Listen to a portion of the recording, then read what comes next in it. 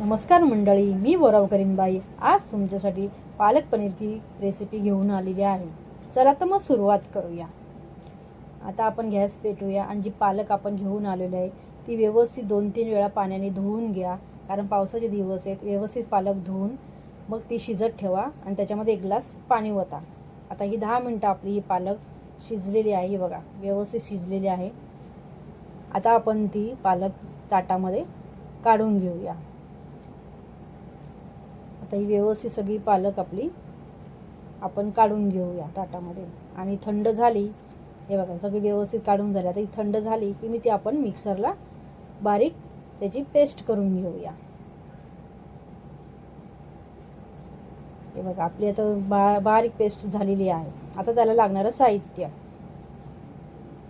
ही paste आपली झालेली आहे। आता हे मसाले लागणार आहेत, लाल तिखट, गरम मसाला आणि मीठ, हळद।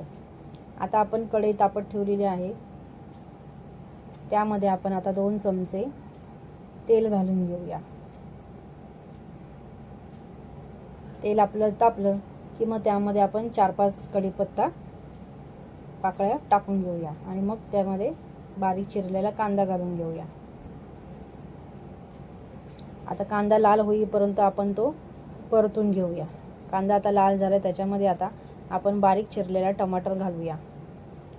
टमाटर पण आता कढईमध्ये सगळा परतून घेऊया। आता आपण त्यामध्ये 2 चमचे आलं लसूण पेस्ट जी घेतली ती घालून घेऊ। आता हे पण सगळं व्यवस्थित एकत्र सगळं करून घ्यायचं। आता हे व्यवस्थित आपलं सगळं परतून झालेलं आहे। आता आपण त्यामध्ये जे मसाले घेतलेत, गरम मसाला, हळद, लाल तिखट, मीठ, हे आपण मसाले सगळे त्याच्यामध्ये घालून घेऊ आणि तेही सगळे आपण परतून घेऊ। आता हे आपले व्यवस्थित सगळे मसाले परतलेले आहेत। आता आपण त्यामध्ये पालकची पेस्ट आहे ती घालूया आणि ती सगळी आपण ती कांदा टमाटर बरोबर सगळं हे व्यवस्थित मिश्रण एकजीव करूया। व्यवस्थित सगळं मिश्रण सगळं मिक्स करून घ्यायचं।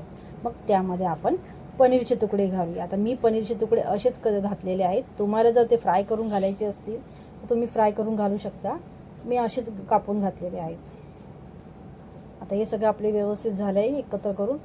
आता आपण जे ते मिक्सरला आपण पालक वाटले त्याचं थोडंसं पाणी आहे पालकचं, ते आपण त्याच्यामध्ये पाणी घालून घेऊ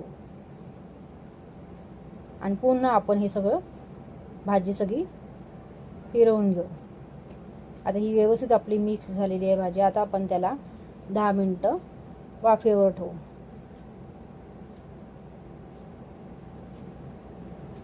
आता ही बघा आपली व्यवस्थित वाफ झालेली आहे, त्याचा कलर पण बदली झालेला आहे, व्यवस्थित सगळी शिजलेली आहे, पनीर पण आपले शिजलेले आहे। अशा प्रकारे ही भाजी आपली तयार झालेली आहे। आता ती भाजी आपण एका बाउलमध्ये काढून घेऊया। हे बघा मी घरच्या मसाल्यामध्ये सगळी आपल्या घरगुती मसाले टाकूनच मी बनवते, मी बाहेरचे कुठलेच मसाले घालत नाही। अशा प्रकारे तुम्ही करून बघा, तुम्हाला ही भाजी आवडेल। आपली ही पालक पनीरची भाजी तयार आहे।